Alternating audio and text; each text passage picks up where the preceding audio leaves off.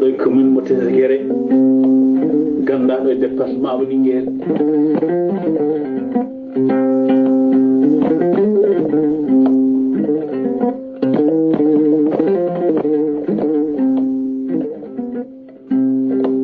Allah tagima addima e leñol pullo a hessinani fulɓe ɓe a jamfaki fulɓe ɓe a jamfaki ɓiɓɓe bamma en ɓe a jamfaki suudu nene ma seydi Ka ɗo wiite Abdourahmani Ka wiite a yiya nder jegiɗo Ka so mbeɗa fiila lefol faade Sidel Samba Galo ngoni somi haali ɗon inde ma nde ne nafa somi haali ɗon inde ma nde ne wona somi haali ɗon inde ma nde kadi mbiya wona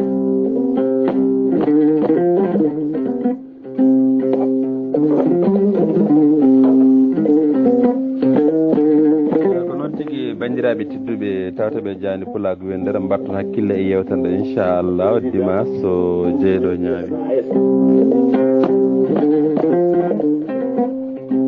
gorko pullo miijiɗo kala ko neɗɗo heeɓi neɗɗo ne wawi ronkude ɗum neɗɗo ronkon ha ronka fittano muɗum ndu walladde fofuru ne andi ɗum soko noon jaɓata fofuru nde ne wiyata ko gaynat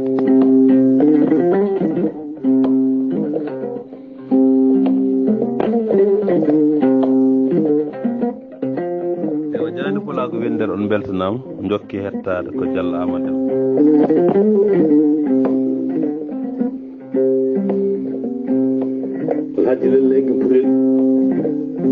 on tigui kaw Sidel Samba Hawa so tawi a paari bisimilla ma e nder Diani Pulago nan rak calmina bandiraɓe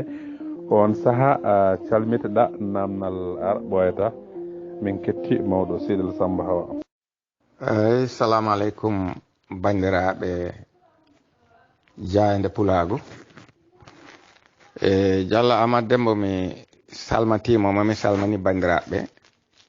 ɗum noon yo Allah rokku men hantinde fandare men yo Allah rokku men hen woni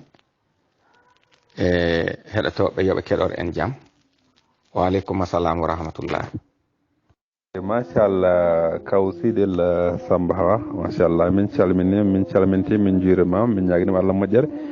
kadi min bismimama kadi e Diani Pulago Wendere amin jiiɗi kalana amen hombo woni kaw Sidel hol hitande yi aduna amin jiiɗi kadi mbaɗna min kadi géographie ɗo jeeyaɗa ɗo guure ɗe gandaɗe cattiɗe ɗon gandaɗe guure tappamaje gandaɗe cattiɗe ɗon to wuuro moɗon funnague mum e hirnague mum e rewo mum e worgo mum nde tawno ko noon wayata nde neɗɗo wawa ande de hooli kañum ande kadi diwan mo hoɗi o a salminama kadi a yettama jarnama oɗo ko Diallo Amadou hoorejo Diani Pulago Wendere eɗen jewtida e kaw Sidel Samba Hawa mo ganduɗa o kadi kanko woni baba suudu meɗen SAS chef de village o galɗanoyal bandiraɓe tedduɓe eyyi Allah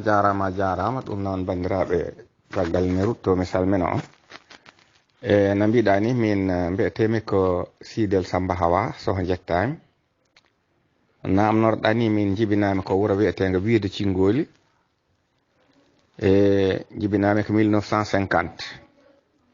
ɗo Wiide Cingoli ɗo nden tawi forage siwa woot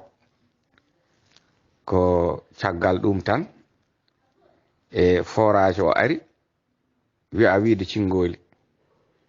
e no mbiɗa ni sa tawi wonande ganduɗo so neɗɗo ari hande ɗo ɗo forage Wiide Cingoli o woni a ƴeewi hirnangue forage o seeɗa ma tolno hedde kilométre uji 4 ene waɗi nokku o mbo wiyeteno ko Ganena Samboru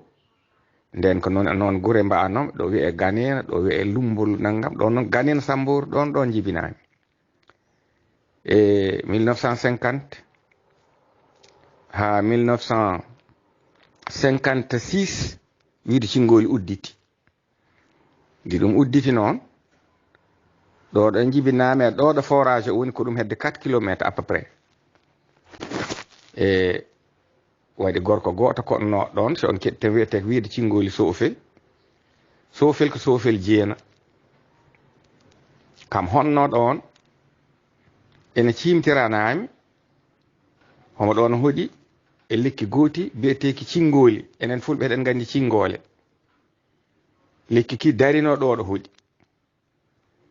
waɗi aynaaɓe immatonoɓe rewa waalayol ngol ɓe puli ndo nde ɓe pula nde ɓe ngari ɓe koɗi ɗo Sofel Jeena huuɗi nde ɓe koɗi nde ɗon ɗum ɓurno ɓada bon koɗo wiyete beede kono nde ɓe koɗi nde ɗon heɓe mbiida andi baali jofaɗɗi mbaɗanaka geddu mbiidat heɗi ɗon mbiida cingoli he e nanallam ko ɗum addi wiide cingoli ɓe jokki hen noon Sofel wiide cingoli Sofel ko ɗum Sofel Jeena wonno Sofel Jeena hande machallah taaniraaɓe mum heewɓe machallah e ɓiɓɓe mum ne keddi hande a nder nden dongre sika ari hande wiida yiɗi andu hongo woni wuro Sofel Jeena e namnotoɗa ko hoɗo woni wuro Karlingel ka salli ka wiyeteno hay kañum ne ko ɓesgu mum heddi ɗon gonɗo ɗo sohnaji Karlingel ko ɓi Sofel Jeena on hombo wuuri ha joni wiyete ko Juumel Pendel wadde ɗon jibinami min hecci forage o kono de mba ari nde mba ari ko kin cingoli ɓen wiidatnoɓe ɗon gaddi wiida cingoli honno ɗon ko Sofel Jeena hande ɗum tawate ko nder commune mba Tessekere commune Tessekere woni ko arrondissement Yang département Linguére e wadde ko ɗon wiide cingoli woni hande noon e kuɗmi koɗo wiyete ɓoggal danayal woni ko commune Tessekere min mi yaltani commune Tessekere ɗon jibinami ɗon kuɗmi ha joni kono noon waɗi tan wuro ngo ganduɗa e mawniraɓam idi ɗon hot tawi hengo woɗɗuno ndiyam kono ɓe kuɗi ɗon tan wonno ko ladde moƴƴere wonno ɗon e Allah waɗi mawnam bi'eteɗo Sikiyel Samba Hawa wonɗo ɗon chef de village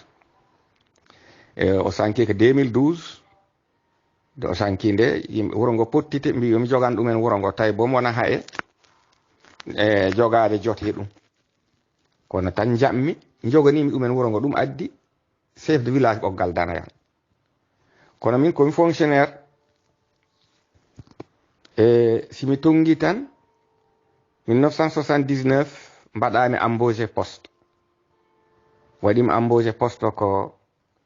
responsable goto bi'etenoɗo docteur Dawoud Sow waɗimi embauché poste mbaɗami affecté Dakar ɗo wiyete Koli Posto mbaɗami affecté Daara mbaɗami affecté Linguére ɗon ƴettumi retraite tan hande ɗe gonmi ɗo komi membre conseil économique social et environnemental komi membre conseil départemental woni département Linguére komi membre nder conseil département he conseil économique social et environnemental ina waɗi commission biyeteɗo commission développement rural on commission hemo waɗi sous commission aji ina waɗi sous commission élevage ko min woni président oto conseil économique social et environnemental ɓoggal danayal Tessekere nani ɗum heedi funnange rewa 20 km hirnange amali heedi ɗon 16 km sa ƴeewi worgo noon heedi amen toon ko wuro wiyetego Lumbi gon ko nder commune Warxoox Jeya arrondissement Dooji département Linguére toujours ɗo ɗo wiyete Mbollaxe heedi amen hirnange Joƴ Mbollaxe fulɓe mbiyata ɗum ɓulel ɗum ko nder ɗon ko commune Mbollaxe yang ne heedi amen kadi hirnange e worgo wadde ko noon min koɗiri ko ɗon min deƴƴi mi hetto namnal gongal o juuti sah inchallah kaw sidel histoire wurti hande e Diayna Pulago ko saabi wiide cingoli wiya wiide cingoli Sofel machallah waɗi fayida jokku amin kettima eyyi so tawi namne ɗe kay ko heɗe tan mbawmi wat base pour yewtere nde yahata yeeso saabu yewtere men mbeɗa fondi ko ɗum yewtere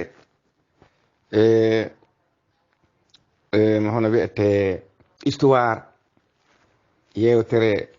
gandal e findinde nde wona yewtere politique te sikomi naati joni e calɗi goɗɗi ko wona ka namnami mbeɗa hen wawi nattin politique taw noon wona ɗum immini en mi haalanima hoɗo liggatomini hen mbiɗini conseil économique mi haalanima komi membre conseil départemental mi haalanima ɗa jiimi aduna mi haalanima hitande nde mi haalanima ɗo koɗmi hande de jibinami nde wiide cingoli ha dañmi de duuɓi jeetati duuɓi jeeɗiɗi tan e seeɗa nawami janngoymi qur'an to wiyete elega elega ɗum woni ko nder rewa ɗum woni ko nder Mauritanie ko ɗum jeeri na jeeri men ni ceernam wiyete ko Ali Kumburu yurmede Allah yo wona mum o jeeya koɗo feta lawɓe ɗo ɗo taƴki kono duɗal mum manggal ngal watta ndi won hande kam ɗo ngal woni ko Dagana baɗo Ousseyni Diallo ina andi ɗon min mbayrete yiidu e mbeɗa sikki ko nder lewru korka he a galle ceerno Ali ona a hoore mum o nayi amen koto wiyete elega toon min goni so ndungu waɗi ko toon min duumata ko gure dow to wiyete gural en kono noon ko duɗal tan min jogui ɗo woni fof ko duɗal huɓɓata so ceeɗu waɗi min kota ɓogge ko ɗum waala min gona ɓogge na gandirɗa no almuɓe gorata nder wuuro min gona ɗon min gonda ceerno amen mbeɗa min kewno hen hewɓe noon kam gimmino ko hakkude Jolof a Waalo ha toɓa min kota elega ha Allah rokkimi toon ko mbawmi juldu gartumi mi arti laabi ɗiɗi mbeɗa nawte noon laabi ɗiɗi mbeɗa arta kadi mi nawte toon gonmi ha 1966 immimi toon jahmi Dakar ina waɗi ceerno goto fanaynajo mbiyetenoɗo Alhaji Hamidou Sy ɗon wonɗo ɗon jangginatno sharia e Qur'ana de gimmimi nde tawi mbeɗa nana nanallaji muɗum wonɗo haɗa andi taƴki en woɗɗodirañe fanay meɗen nana Mamoudou Alpha meɗen nana Hamidou Alpha kisa jahami Dakar tawoymi Hamidou Alpha jokkumi toon noon sharia seeɗa ceerno Amadou Demba mi jangi ɗon ɗo ceerno Hamidou Sy Lahdari Asmawi Muqaddimatul Izziya Ibnu Asir nami ari sala seeɗa e defte goɗɗe noon biyeteɗe defte tawhid wa ina salasatil usul en wa ina matinu din l'islam en arba'ina hadis en e defte goɗɗe kadi ɗimin ekkaratno arab seeɗa ɗum taki arab o ɗiggani kono mbeɗa hen hocca 66 67 68 69 gartumi weeda hanti woni tan hanti ko gartugol kibbetagol ha ɓoyi gaccimi définitivement ceerno Amadou Demba mbeɗa continue mbeɗa haala kono mbeɗa fonno hetta namne ma wadde mi hettama kadi ha yeeso caggal nde gartumi nde 69 Kawsidel namdalam ngal namdimamiɗa e dow ngal ndeke a jaabima ngal min tinani kono machallah waɗi fayida no feewi joni Kawsidel nde jangi oɗo Qur'ana jangi oɗo arab ko jangi ko foof est ce que Kawsidel jangi ɗemgal tubankore to banggue français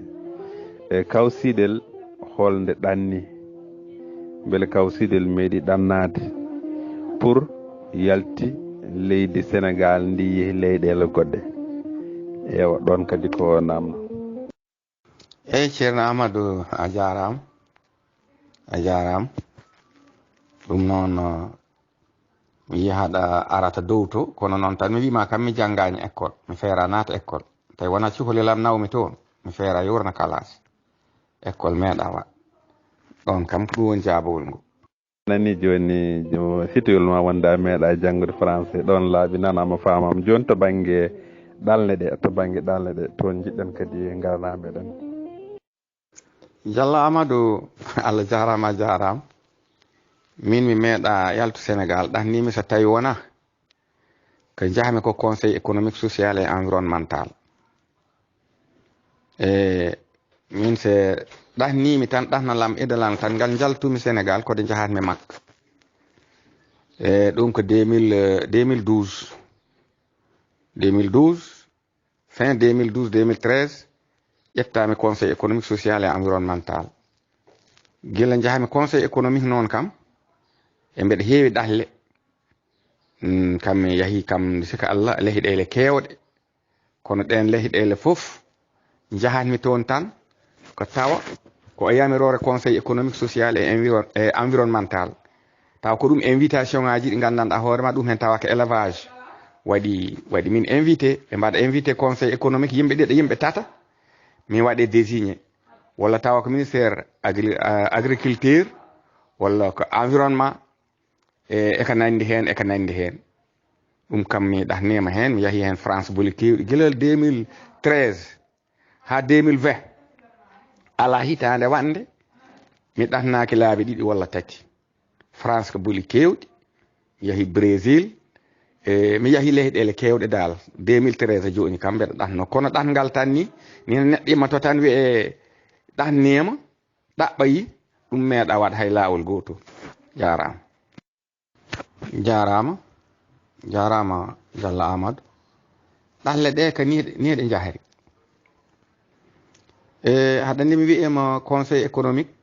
ene waɗi sous commission élevage min woni président o so tawi noon joni ene waɗi dental adonayankoyat manam ko ɗum from mondial adon fof fottitta mais ko hakkunde ndema e gaynaka ɓen pottitta toon ɓe mbaɗa ko wayno looma andi looma firtiki enen en dawat ɗo tan ɓe gadda baali ɓe gadda nayyi ɓe gadda guertoɗe ɓe gadda gawri ɓe gadda ɗum ɓe laala lisdi ɓe jagga kaake darna sodoɓe gara ina cooda. France ina waɗi ko wayi noon siko lulnide foti ministère agriculture ɓe mbaɗa invité yimɓe jeeyaɓe conseil économique ministère élevage waɗa invité jeeyaɓe e conseil économique social et environnemental joni noon yimɓe tata naya cuuɓe toon ɓe mbiye yoɓe jah ɓe jurnonoyo conseil o luuma o komo addi komo addata ko hono ɗum yaari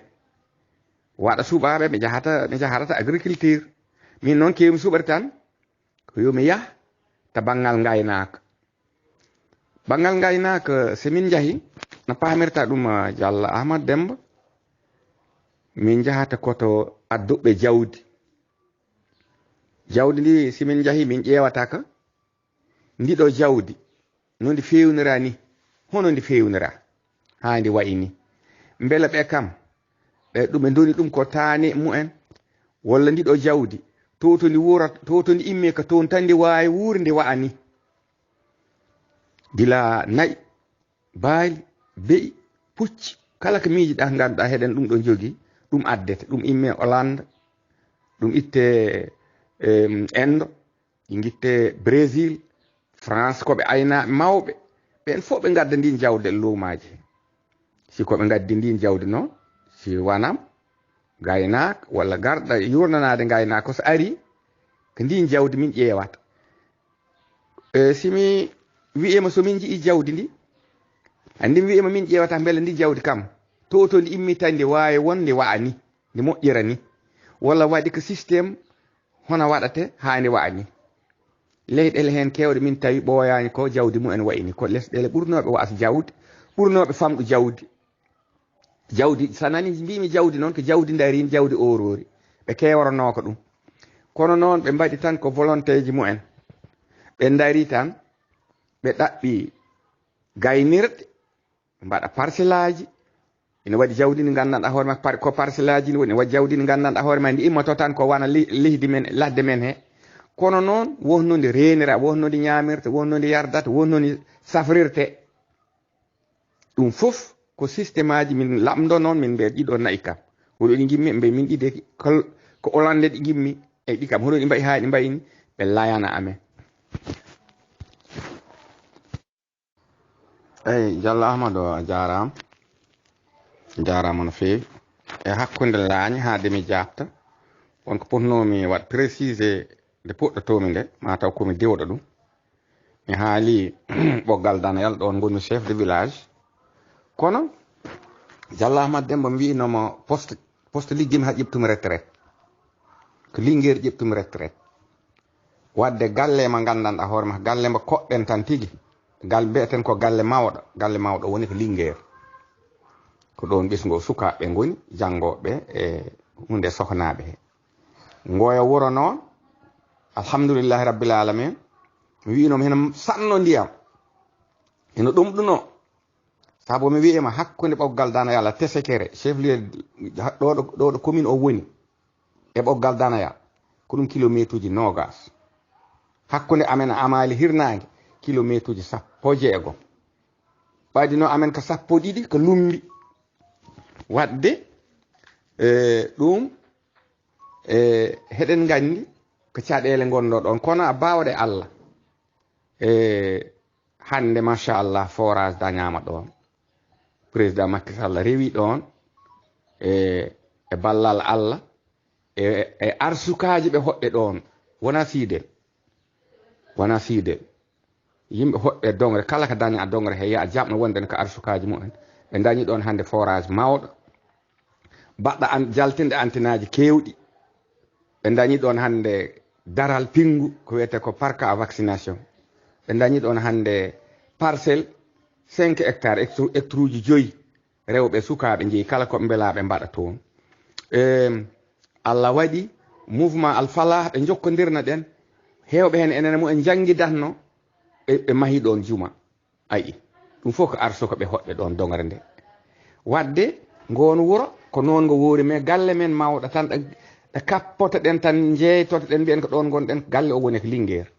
ɗum mbeɗa ɗum hen yiɗno jaaba seeɗa mi arta namne ministre élevage mba namneɗa o min amin to Mbengue Ndiaye de ari nde ministére de tottande ministére élevage Allah waɗi tawi mbeɗa min gandodiri mi wiyema noon min to gonmi dillanatmi toon ko gaynaka innotoratmi toon wona gaynaka nawimi toon min wona aynaɓe pottiti comme noɓe nelduno ni Ismaïla Sow conseil économique min mi neldaka noon hunde haalete ha laaɓa Ismaïla Sow ka pelle aynaɓe pottinno wi'a joni pelle aynaɓe yo gaddu neɗɗo awoɓe yo gaddu neɗɗo remoɓe yo gaddu neɗɗo façon fof kala ɗo pelle goni wi'ade goto hen hunde fof yo addu neɗɗo goto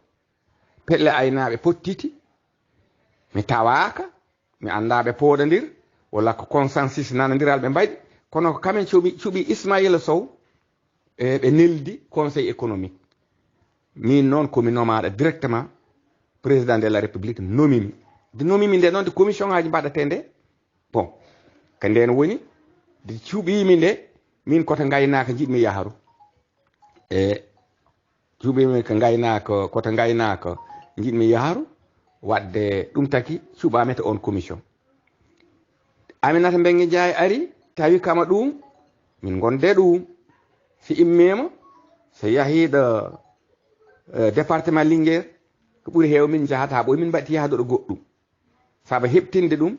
intervention ngaji ɗi mbaɗatmi e gaynaka e ballal ngal ballatmi ɗum pour dañana darure no tiiɗi wasa majji wasa humpe wasa hedda tan e wiyeteɓe inspecteur départemental Samba Ndiobene ari Samba Ndiobene ko noon tan min gondiri kam mi ɓurana ɗum andu gaynaka par ce que jolofnaji kono de ƴettinde ministére élevage kamnene oye façon tan min gondiri mi arta e Ali Saleh Diop hono oɗo ministre Ali Saleh Diop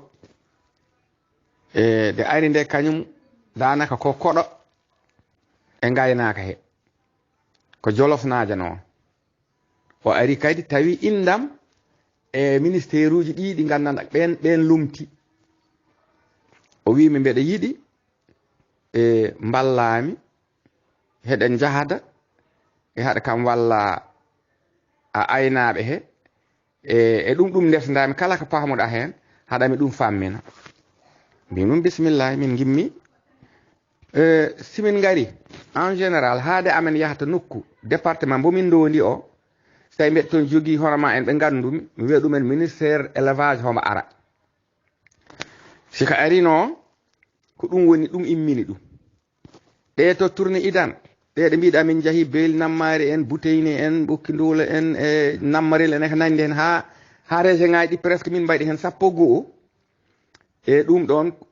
prise de contact wonno prise de contact woni ko imminoɗo homo yiiɗi hawro yimɓe ɓe ganduɗa kamen rinni liggey o ɓe wiyata kamen goni jaytegueɓe mum wadde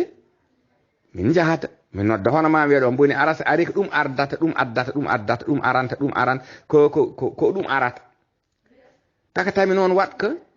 woni toon jaytegueɓe mum kañum ɓeɓe andi siwa toon anda hay goto tan ko biyeten inspecteur départemental et sous préfet walla préfet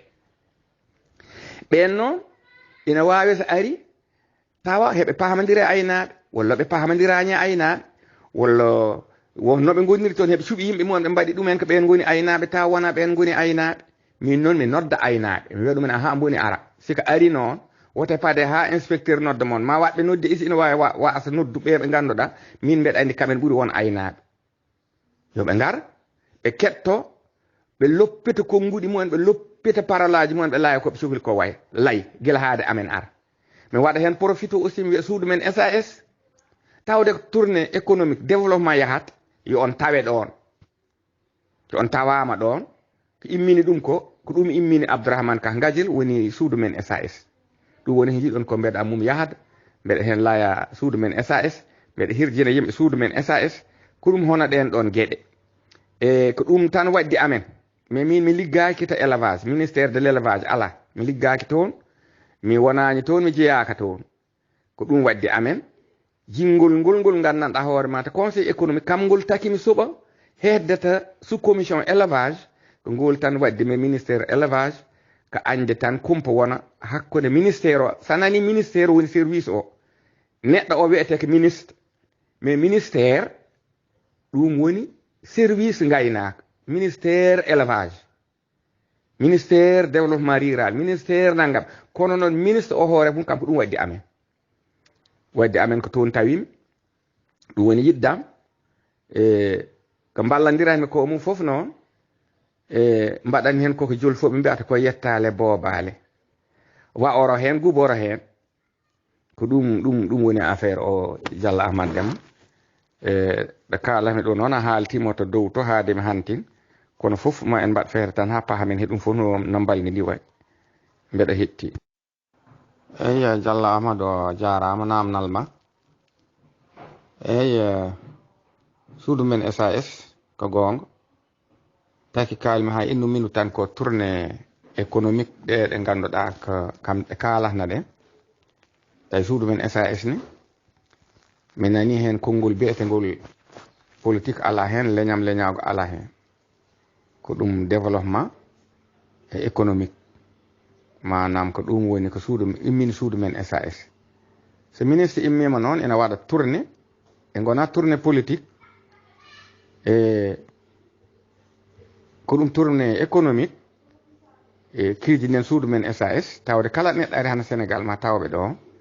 mbiyen soɓe ngari yoɓe ketta yoɓe kalɗon même doléance uji mumen hono ɓe mbaɗata a nokku ɗo ɓe goni ɗo ha suudu men SAS a on économique jahateɗo on ministére élevage jaho ha jiyen hen koye men ko ɗum takno e ginnumi joni suudu men SAS